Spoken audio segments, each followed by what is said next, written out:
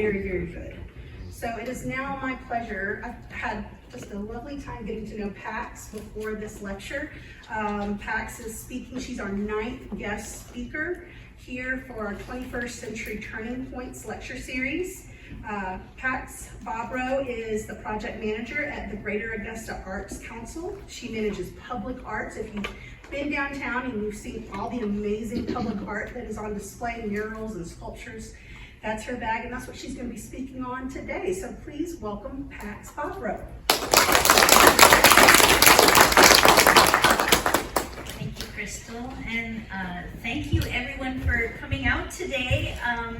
I was perfectly ready and willing to speak to no one but Nancy and Crystal and my husband, but you're all here, so thank you. So yes, my name is Pax Bobrow. I'm the project manager for the Greater Augusta Arts Council. The Arts Council was appointed as the public art agency for the city of Augusta in 2016, and one of the things that I get to do in my role as project manager is I'm essentially the public art manager for the city of Augusta. And how do I end up having that job? Well, partially, I was the most capable person standing there at the time. I was a part-time employee at the Arts Council running their Arts and Economic Prosperity 5 study. When this came up, the executive director turned to me and said, "You think you could do this?" And I was like, "Yeah, sure." So, but I felt somewhat prepared to do this because I do have a background in the arts. So the truth is in my previous life, I've had many lives at this point through the decades of my life. I was an academically trained artist, and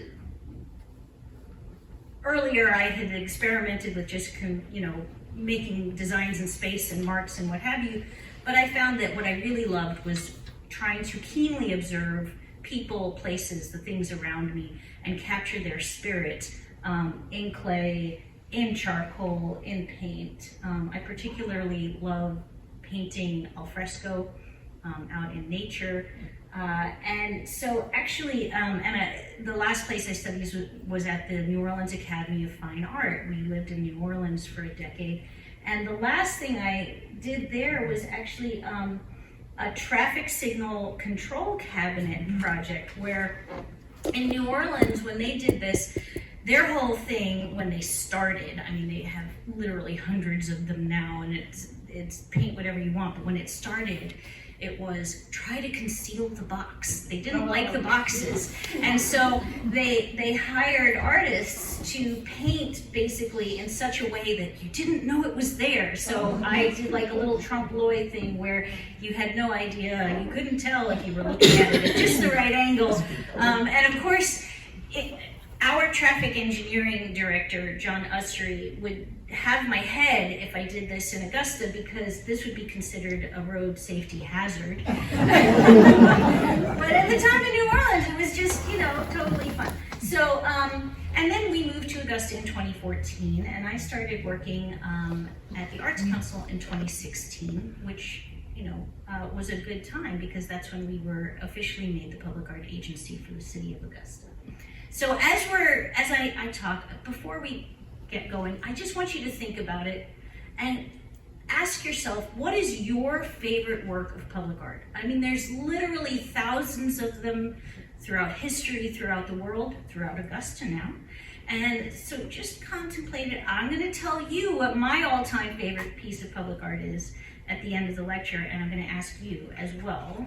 So, but as I said, public art, it's part of human nature. Humans have been creating art in their public spaces, their shared spaces, for as long as we've been humans, maybe even before. I don't know, I'm not an archaeologist, so I don't have that expertise, but this, for example, is just a segment of the enormous series of wall paintings in the caves at Lascaux in France. And there are these cave paintings all over the world. And speaking of all over the world, people have been making art in public places everywhere for thousands and thousands of years. And some of these pieces they made out of durable materials so that we can still enjoy them today.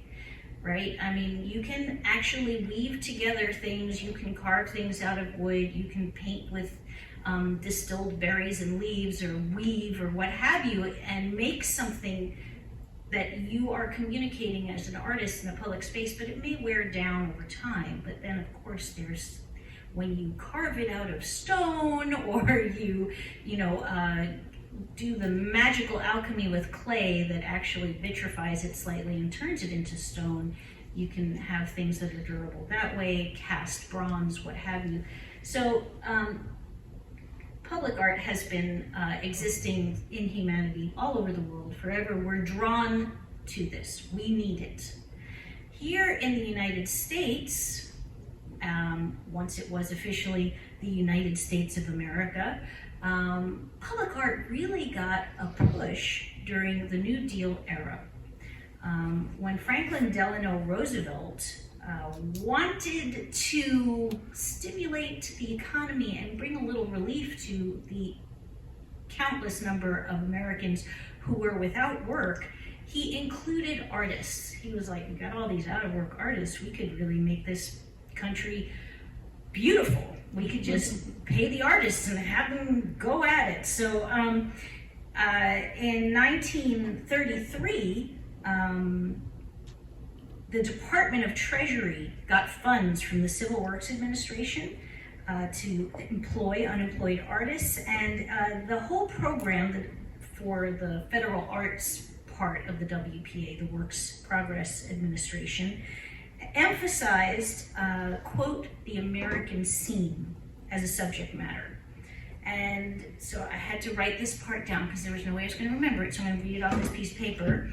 It initiated about 700 mural projects, nearly 7,000 easel paintings and watercolors, 750 sculptures, and more than 2,500 works of graphic art, and numerous other works that embellished non-federal public buildings and parks.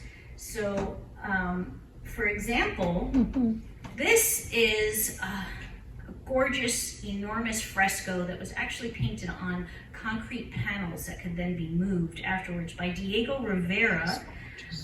He worked on a scaffold in an airplane hangar before a live audience painting this. He's one of the most renowned Mexican artists of his era. And this painting, which was officially known as, he titled it, The Marriage of the Artistic Expression of the North and the South on this Continent, but it's commonly known as Pan-American Unity, because who could say all that, really? And it was made as part of the Art in Action exhibition at the Treasure Island's Golden Gate International Exposition in San Francisco in 1940.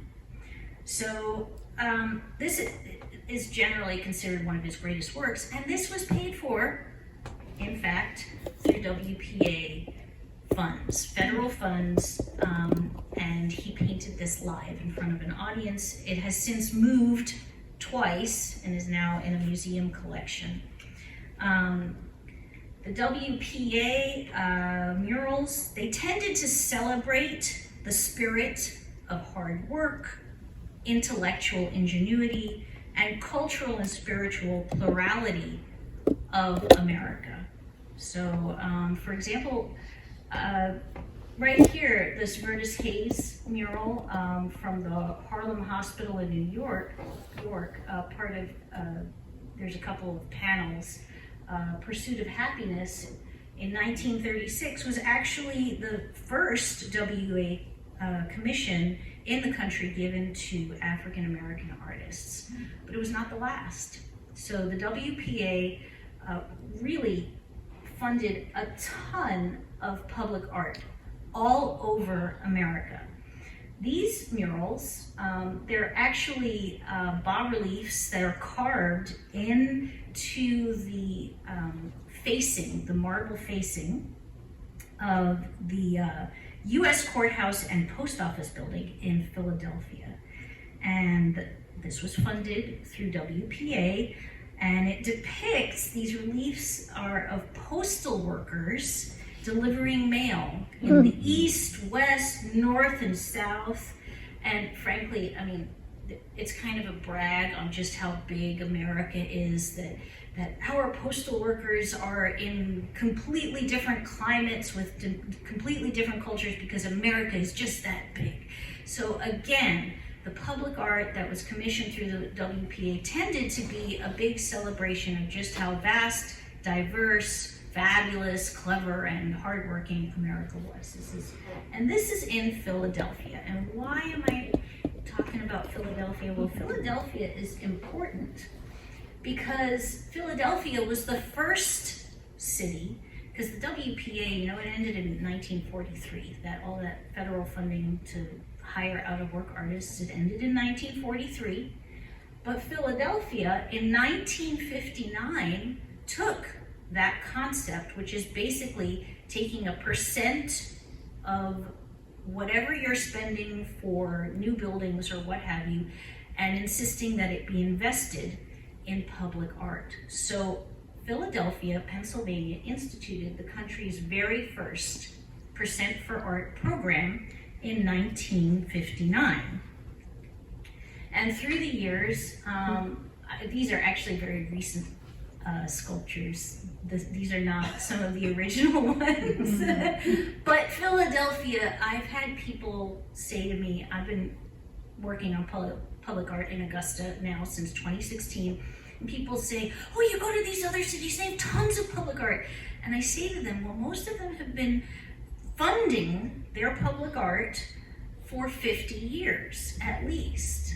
In Philadelphia's case, it's almost 65 years that they've been funding their public art, and tons. They're just covered with murals and sculptures and cool, artful installations all over their city.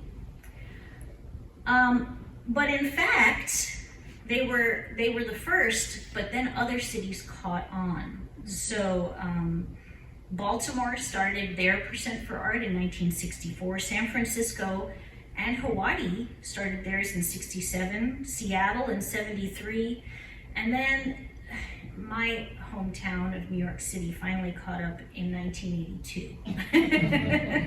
So, we were late to the game, really, but you want to know why New York City had to actually finally, Mayor Koch got everyone to agree that we should have a public art Percent for Art program, is because New York City was absolutely bursting with artistic spirit. I mean, how many people here have been to New York? Okay. It is bursting with artistic spirit. It is alive with art. And so art was going to happen one way or another. And art was happening one way or another everywhere.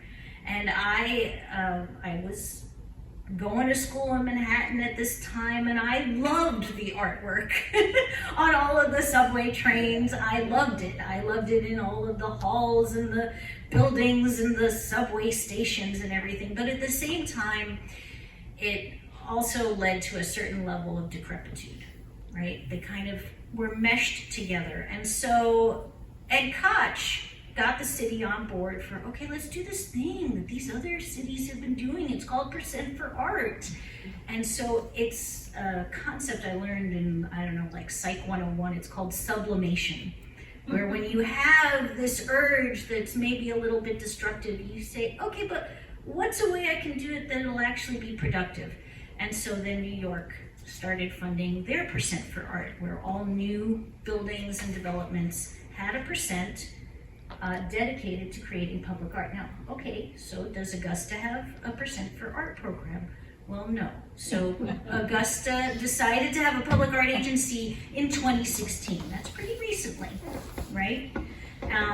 But the Arts Council has said, okay, you're the public art agency, go make it happen. And we said, okay, you're gonna give us any money? And they said, not really. And we said, okay, we'll figure it out. Whoops, I went ahead. So the first public art in Augusta was actually before we were officially the public art agency. Steve Castle, who at the time was the assistant director of traffic engineering. I love historians and I love engineers. I love artists too, but really They're my favorite people, traffic engineers. They're the best. And he had gone to another city and he had seen, remember how in New Orleans I was disguising traffic boxes? That was in 2012. He went to another city and he saw this happening. He said, can we do this in Augusta? And he went to the Arts Council and said, can we do this in Augusta? And the Arts Council was like, yeah, okay, yes, if you get the money and you get us permission. So he did. He got permission and he got the funds, and then the Arts Council. Who did he get permission from? From the city of Augusta. So the traffic signal control cabinets that we have permission to paint, they are in fact city property. We do not ever paint the ones that are along GDOT right-of-ways because that is within the bounds of GDOT authority. GDOT is Georgia Department of Transportation. So if it's in City of Augusta right-of-way, then we can get permission from traffic engineering. Now we just call them up. I know who to call, say, hey, can we paint that one? And they say, yeah, okay. Or they say, no, maybe the one block over. And so with that, the Arts Council ran the call, did the research, figured out what were good paints that would last in an outdoor setting, and painted 23 of these with local artists submitting mural designs. And since then, we are now at 26 of them, and we're ready to do more. Anytime somebody wants to do another one, we can figure out how to do it. And then also, another thing that we were able to get funded, and it took a while, and it took field trips. I mean, we took city officials to other cities, and we had to go through MOUs and contracts and all kinds of things, but we got the Augusta Sculpture Trail. Now, the basic concept between the Augusta Sculpture Trail is there are sculptors. Okay, the truth is, I have given away countless paintings and sculptures in my life because do I want to hang on to them? No, they're like baggage. I've made them, I love them, and then I'm like, well, they're just piling up all over the place. Well, sculptors who are professionals have sculptures that are just kind of taking up space if they haven't been sold. And so what they do is they loan them to cities all over the country. And so we get to have 10 sculptures on loan to us for 2 years. And then, and we pay the artist, say thank you. It's like a little stipend for letting us keep their sculpture here in Augusta for 2 years. And then at the end of 2 years, we say, okay, thank you very much, and you can take it back now. And then we do it again, right? That's the concept. Unless someone buys the sculpture, and if they buy the sculpture, then they can either take it home to their little backyard, or they can donate it to the city, which in fact, a couple of people here in Augusta did, and we got to keep some of the sculptures from the previous sculpture trail, including one of my favorites, which is Maestro and Forever Young, as well as Unstoppable. Popsicles was actually purchased by the city's tourism branch, Destination Augusta, and all of these were donated to the city of Augusta and became part of our permanent public art collection. And then the city also, part of the funding that the city allocated to us for the sculpture trail was to purchase one of the pieces, each of the iterations. And so we purchased Sun Lion, which I love. It's by this woman, Jean Jawrunner, who's from Tucumcari, New Mexico, and it's this crazy, fantastical lizard. And it's up, right now, it's right here, up on the way from the Riverwatch to the 5th Street pedestrian Freedom Bridge. I love that thing. But we also, aside from pieces that were purchased from the previous sculpture trail, we have a Roger Finch sculpture that was donated. Roger Finch is a wonderful, prominent local sculptor who passed away a few years ago, and his family donated Tropical Dream to the city of Augusta and Georgia Rehabilitation Institute, which is a wonderful nonprofit in town that enhances accessibility here in Augusta for people with disabilities. That is their mission.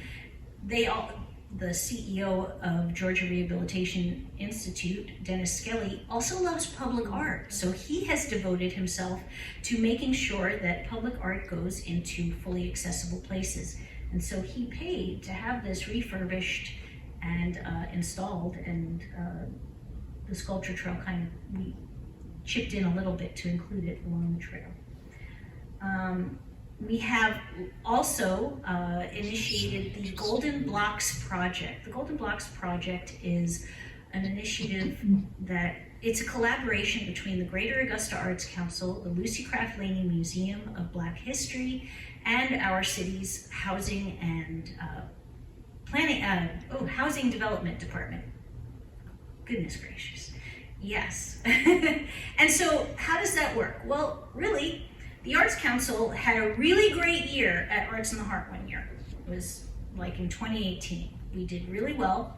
And Dennis Skelly, at that time, remember I mentioned him, he was the VP of Public Art, and he said, Pax, I've convinced the board to give you $5,000 to do something for public art. I said, really? That's awesome.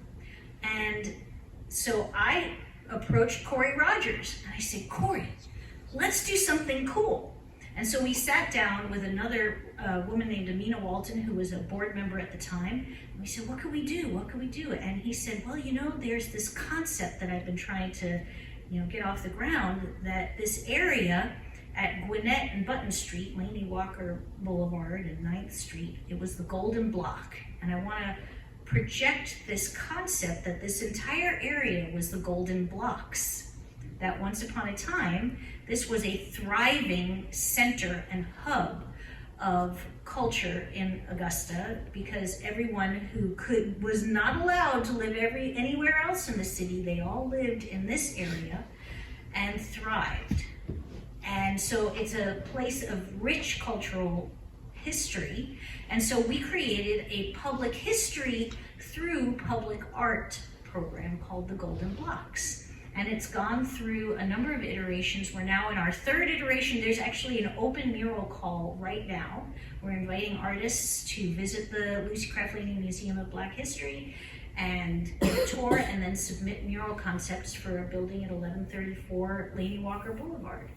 So we took that $5,000, and Augusta's Housing and Community Development Department said, well, we'll match it with $4,999. So then I had $9,999, and we actually just rounded up $1. Okay, that's fine.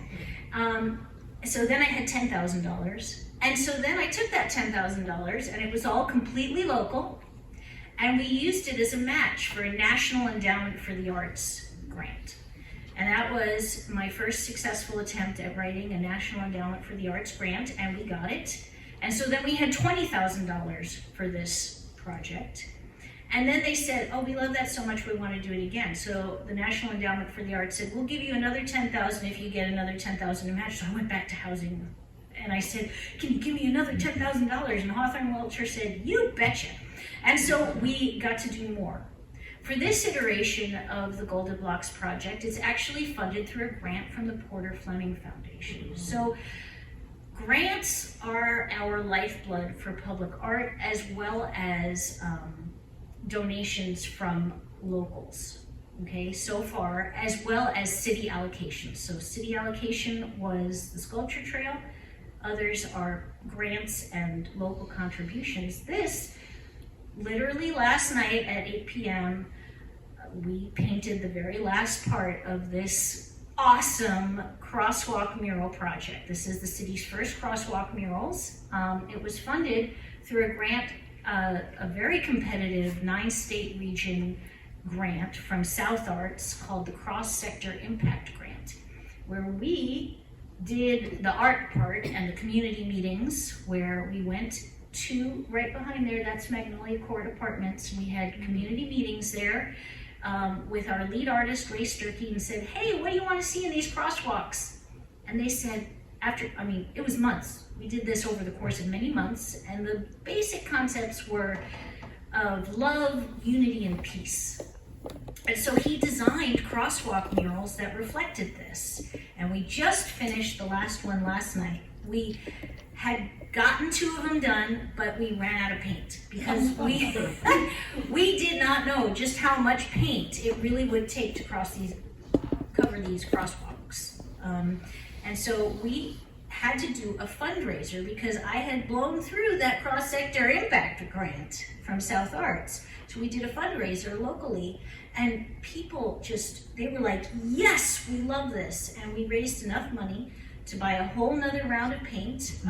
And so at 8 p.m. last night, Ray and the wonderful Reverend Nellie Pearl Merriweather, who's a resident who showed up every single time to paint, and I did the very last painting on the crosswalk, and we just cleaned it up put everything back in our storeroom at the Arts Council this morning. So this, I have to say, I loved this process, and you know you're doing it right when you have one of the meetings and the artist gives the designs and then the neighbors say, you know, that last one, we don't actually like that one, and you have to redesign it. That's when you know you're doing it right, just FYI if you're ever doing community meetings. So again, that's Dennis Skelly. Over on the left, you have the artists, David Sheldon, Ruth Mead, who does educational outreach at Finnissy, Dennis Skelly of Georgia Rehabilitation Institute, and Alicia Sweat of Finnissy Nature Center, all around this sculpture that depicts the life cycle of a dragonfly. That is now at the entrance of Finnissy Nature Center. Dennis and the Georgia Rehabilitation Institute, they have now funded 8 sculptures here in Augusta. Now, a number of them are still in process. There's an open call right now. So if you know someone who has this gifts as a sculptor, we're looking for depictions of herons. The one that just closed for Finnissy is of an alligator that kids can interact with. So it's going to be made out of concrete and they can climb on it. And it's actually almost like a play structure. It's going to be really cool. And then the first one we did at Finnissy was eco-friendly. It was depicting dragonflies. And this is another sculpture that was funded by Georgia Rehabilitation Institute along the canal at the Lake Olmsted trailhead. Those are rocky shoal spider lilies, and that is actually a flower that is completely native to here in Augusta and exists. You can see it at the canal along the rocky shoal, and it blossoms but once a year. It's very cool. We also had the pleasure of overseeing the Spirit of Funk massive mural, and this call, we did not post this nationally. We only put it out through a press release locally. We put it out in our newsletter. We got people submitting concepts from St. Louis, from Baltimore, from New Jersey, from California. I mean, the world was crazy for making a James Brown tribute mural here in Augusta. So that was exciting. But in the end, it was a local artist who won the call, and this is Cole Fail, and I can't tell you how happy I am that it was Cole Fail because he was amazing to work with, truly professional. And he had to end up painting this during the pandemic, and did a great job, and it was all outdoors, so he was safe and everybody was safe, and the sculpture trail was outdoors, and little did we know that we were making all of these wonderful things that we worked on for years and years and years that would launch just when Augusta most needed to be outside and have a reason to be outside. So it all worked out. You know, you work on something for years and years, and then when it finally blossoms, it's just at the right time. This was a call, again, something that I prepared for years. I had seen other cities doing these sidewalk murals by storm drains, and I'd collected how they do it. And so when Commissioner Brandon Garrett said, hey, I'd like to see murals by storm drains, I said, yes, we can do that. I know how.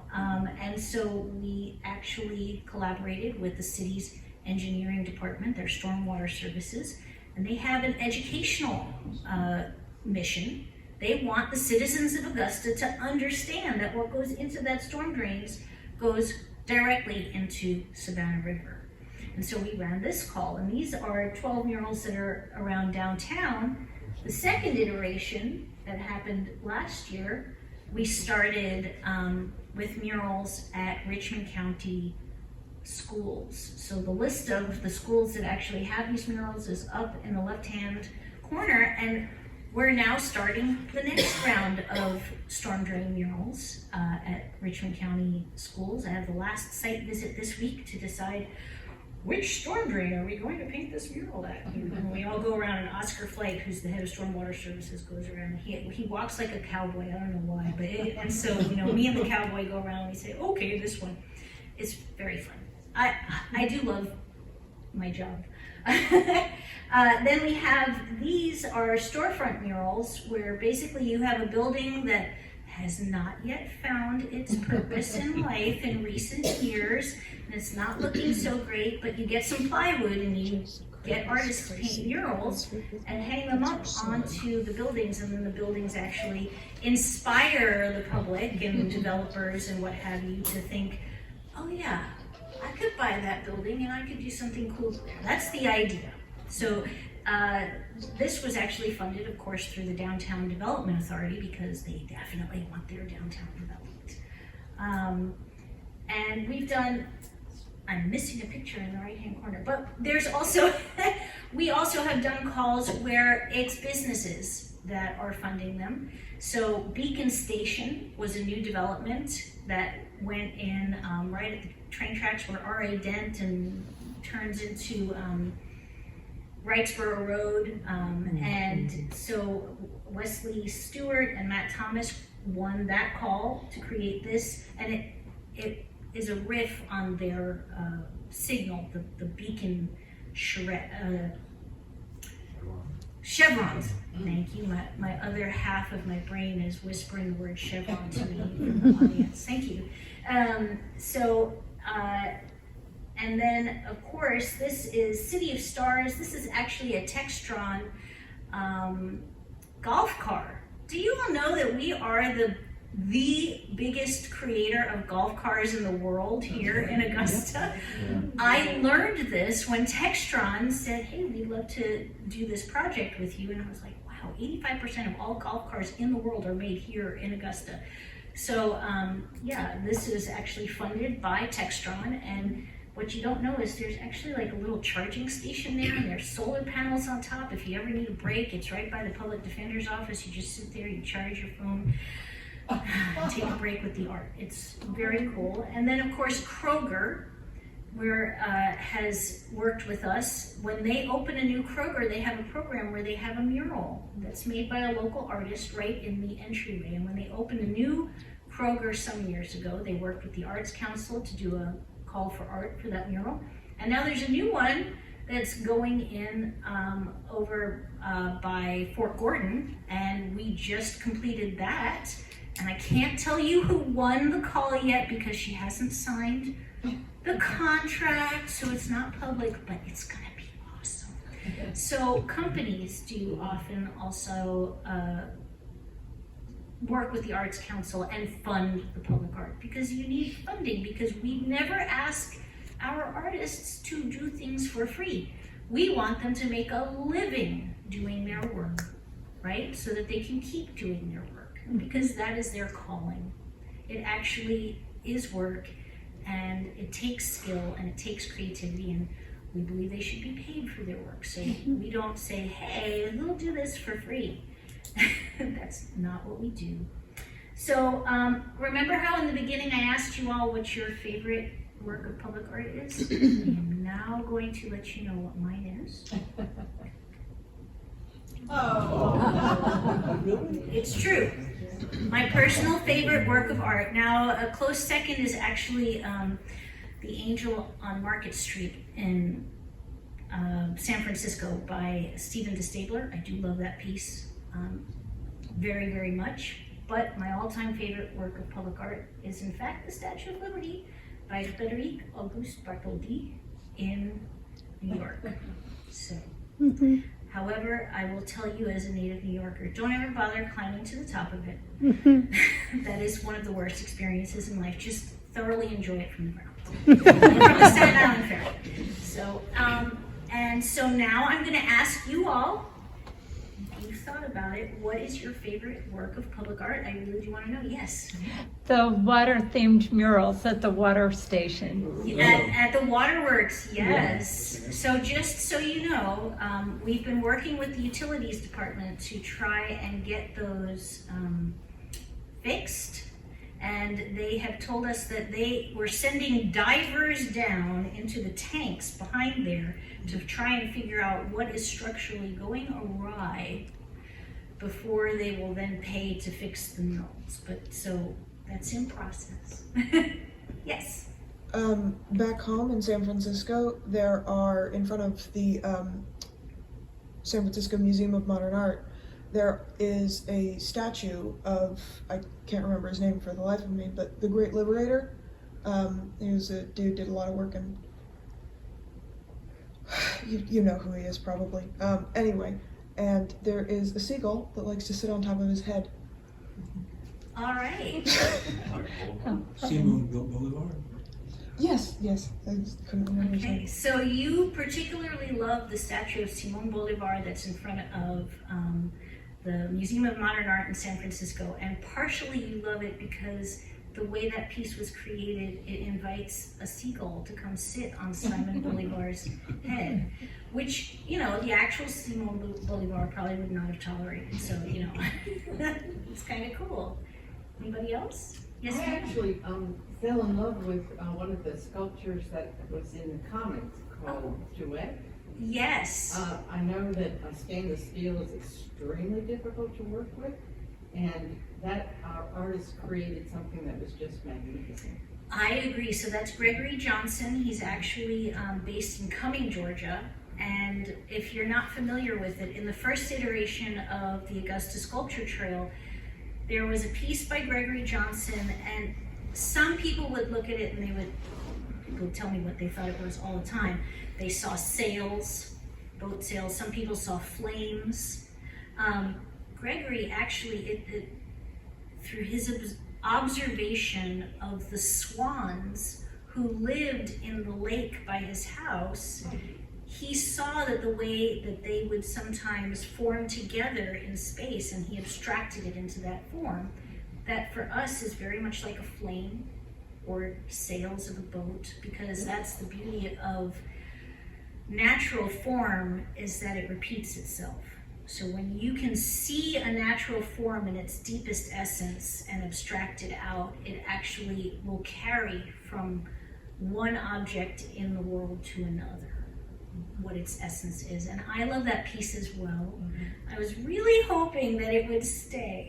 Did somebody buy it, or did you take Nobody bought it, Oh, so okay. it went back to Cumming, Georgia. Oh, okay. I love that piece. And he actually, his process for making that, he takes that piece, he creates it, and then he takes it to a special shop where they polish it,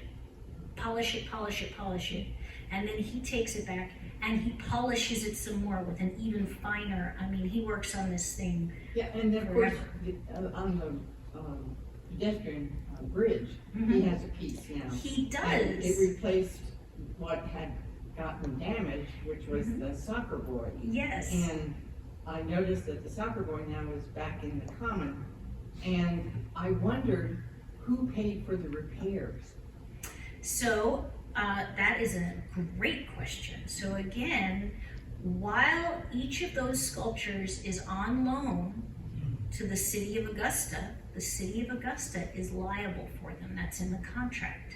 So risk management department in the city's finance division paid for the repairs. And I will tell you, I handled that entire process with that artist where, you know, he drove from St. Louis all the way down here, and my husband helped to pick well, first, one arm was damaged, and Yeah, I think what we happened gave was him the that- piece of the arm that was damaged, and he brought it back to St. Louis, and he fixed the arm, and then he flew back with the fixed arm, and the day he went to put it up, we discovered the other arm was off. It was terrible. I mean, a number of lessons learned. I actually don't think it was vandalism, because I've seen children sitting on the shark And I think the children thought they could hang on those arms. Right. So lesson learned, alas, though I do love soccer, Jude, we will not be having wooden sculptures in the But sculpture it looks trail pretty going safe in the forward. common now. It is. It's doing well in the Augusta Common, yes. So yeah, we had to do a little switcheroo. So Gregory Johnson's piece, What's in the Queue, is now on the 5th Street pedestrian Freedom Bridge where Soccer Dude had been. Yeah. Yeah, I want to give a shout out to Richard Hunt's sculptures in Springfield Village Park. Absolutely. The Tower of Aspirations and the River of the Fountain of Opportunity. Let's all go down to the river, yes. Yes, those are two wonderful sculptures by an internationally renowned sculptor, Richard Hunt, at Springfield Village Park, which if you have not been to visit recently, there was an incredible amount of work put into actually putting in some historical contextualization at that park. It's fantastic. I mean, talk about learning your history, not in a textbook. They have worked really hard to have plaques up there that really trace the history of Springfield Village, Springfield Baptist Church, that entire area, and it's very cool. So I do recommend going down there to visit the sculptures and learn some history. And so that's your favorite. Yes. A question, Pax. Yeah. The statues that have been moved because of maybe road construction, well, one day will they maybe come back to Broad Street? Absolutely.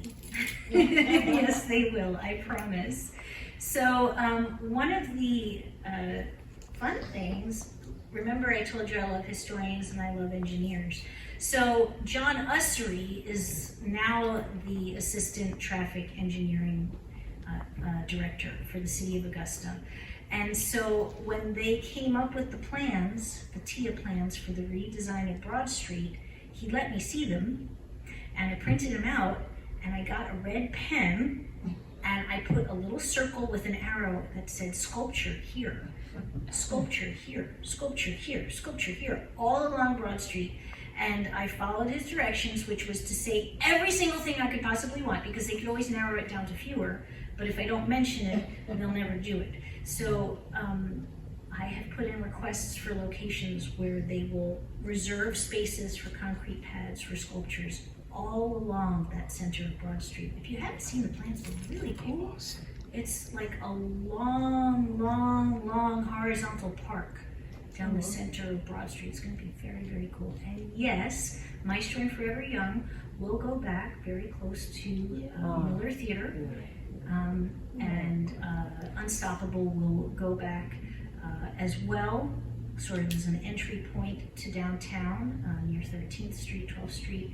And then Popsicles, Destination Augusta really wants that one, so that one's going to go right by them because they want to be able to say to everybody, we're by the Popsicles. So, yeah, they're going to come back to Broad Street just as soon as they finally finish what they have not quite started yet. But it will happen, and I do know it's going to be cool. We're all just going to have to be really patient with it. So. Anybody else have a favorite? Or any questions? Or any Love questions? answering For questions. Pax? Yes, ma'am. Several of us have visited the Golden Blocks Legacy mural, and we think it has amazing potential for a lot of expansion, like could be publicized for tours, for people visiting the city. And just wondered if anybody has taken that on to try to expand it, because there's so much there. It's wonderful as it is, but it could be a lot more. Absolutely. So yes, the Golden Blocks project, all of those public art installations, there's a number of them. There's Sela Adenike Jeter Allen's Golden Blocks Legacy mural that actually has an original composition associated with the musical composition, and the opening stanza is at the bottom of the mural, as well as the map of the Golden Blocks by Ashley Gray on the side of the library, the Wallace Branch Library. There's physical golden blocks on the ground marking historic places with tiles by Ashley Gray on top. There's a mural by Xavier and art that's over at 9th and Laney Walker Boulevard, and then Salonika has recently completed a mural over at the Lucky Spot on James Brown. There's murals all over, and they all feature, again, the history of the area through public art. And so our partner in that project, which is the Lucy Craft Laney Museum of Black History, they do run tours. Yes, and you can sign up for those tours, and you can ask Corey Rogers. He would love to walk you around the entire trail. He's brilliant. If you have never taken a tour with Corey Rogers, you have missed out, but you still can. Okay, he'll do it. And just tell him Pax sent you, you know. But at any rate, yes. And so, and Destination Augusta, our city's tourism, formerly known as the CVB, and they didn't want to be called the CVB because nobody knows what a CVB is. It means Convention and Visitors Bureau. So now they're Destination Augusta. They have a whole series of tourism tours that they have asked everybody to set up. Lucy Craft Laney Museum of Black History decided to develop a new tour on the Black Caddies of Augusta, and that's the one that's being advertised through Destination Augusta. But you can also go on a Golden Blocks tour, and they advertise that, and hopefully Destination Augusta will, even though it's not part of this series that were created for this tourism grant process, they will advertise that one better too, because I agree, it's really cool. Yeah. Anything else? More questions? I'm ready to answer all kinds of questions. You Yes. said that Augusta not yet with the percent for art. Was that something that every year gets proposed? I mean, is there going back to the council to try to push this a little more? So, I literally was in the room with the head of the city's planning and development department with a series of meetings with local developers, the head of ATC, the head of, different meetings, saying, local developers, would you get behind this concept of percent for art? And they were generally supportive. And then that particular head of planning and development retired. And so we had to start all over again. So I created the first white paper for the city of Augusta on the concept of percent for art in 2017. It was sent to the city administrator, to the commission, to the head of planning and development. So yes, we're just gonna keep trying, but I think that the key is for developers to get behind it. And it was also generally sold as voluntary. And the truth is that most developers get it. They will happily, voluntarily pay in to fund public art. We have developers come to us asking, will you just run a public art call associated with this without us prompting? So they do get it. Making it a mandatory ordinance is something that, I don't know if you've noticed, but it strikes me that Richmond County has a slightly libertarian streak.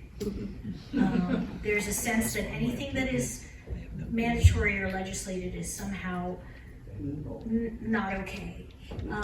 But, so the concept is to try and get the city on board with a voluntary percent for art program. And so yes, we're still working on it. And all I can say is, New York didn't do it till 1982, when Philly had done it in 59. So, we'll wear them down. It's a brilliant idea. And the more public art we make, the more people want. And evidence that, frankly, we're doing pretty well is that now there's public art popping up all over the place that we didn't have to initiate. Okay?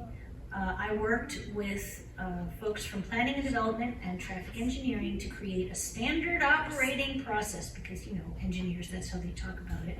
But basically, how do you get permission to do public art? And we published it on our website, and it's steps. You just follow these steps.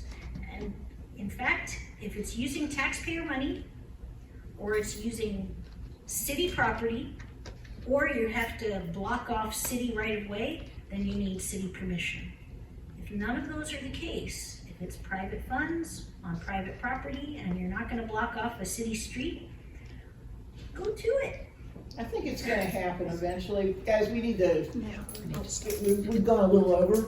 But thank you, Pat. Can you hang just for a little while and let people come up and talk to you? Let's thank the community.